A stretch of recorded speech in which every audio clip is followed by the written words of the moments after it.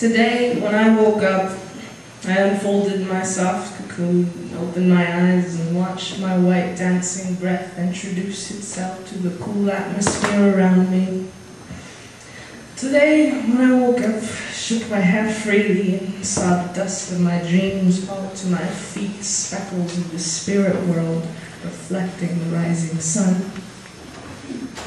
Last night, I relinquished 4 senses, but kept my ears open to listen to a voice, nothing more than a voice, just a voice, listening to the tree of life whispering as she told me that I was a vein of her cracked branches, and that her gnarled roots had been bursting and yearning to break free from the black soils of silence for ages, that her bark had been rattling like iron shackles, and that beneath was a restless mass of voices, just voices that were singing or screaming, professing or uprising, celebrating or bleeding, loving or hating, order or chaos. The tree of life spoke, and I listened as she said she was overwhelmed with the emotions of the children inside her as they grabbed and shook at their cages. She said, "They need an ear to scream at. They need an ear to sing at." So today I woke up with the dust of their diction falling from my hair and their thick language dancing in my breath, and I remember every single word. She told me first to travel to her highest branch to visit her loneliest child, and his name was the oppressed, and this is what he said. "I've been caged, doors locked and blindfolded, iron bars and cold cuffs clicked into imprisonment, pressurized while they pulled the belt tight on the straitjacket of my body, the straitjacket of my mind. I've been enclosed, pinned to the ground by the all-encompassing gravity of my brother's dark heart, and he's pressed us together like beer-soaked playing cards and shoved into their cases, chained to our bridles, chained to our bridles, chained to our bridles."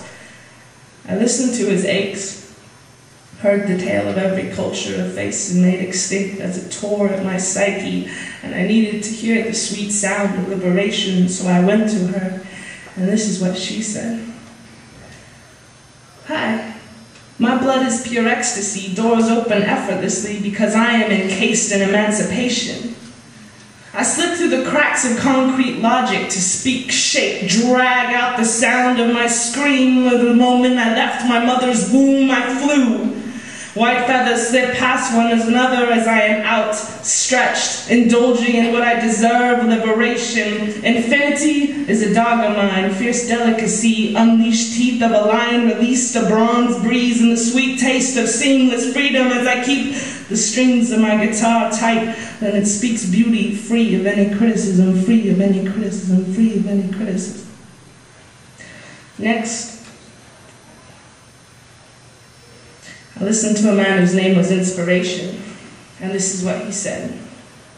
"God's eternal boredom keeps my heart pumping, inexhaustible energy to exhaust my every emotion, endless motivation to write every poem, so my pen is full of anything, and each bone in my body is raw passion, pure and explosive, deadly and devoted, so chiropractors snap lightning from my shoulder blades and sprout wilted flowers from my lower back. I'm up, I'm bent backwards, and I like to skip dimensions like I was playing hopscotch on the sidewalks of eternity. Only secrete language that radiates instant gratification. I am inspiration, I am inspiration, I am inspiration." It was getting a little bit crazy, so I went to see a young girl called Civilization, and this is what I heard.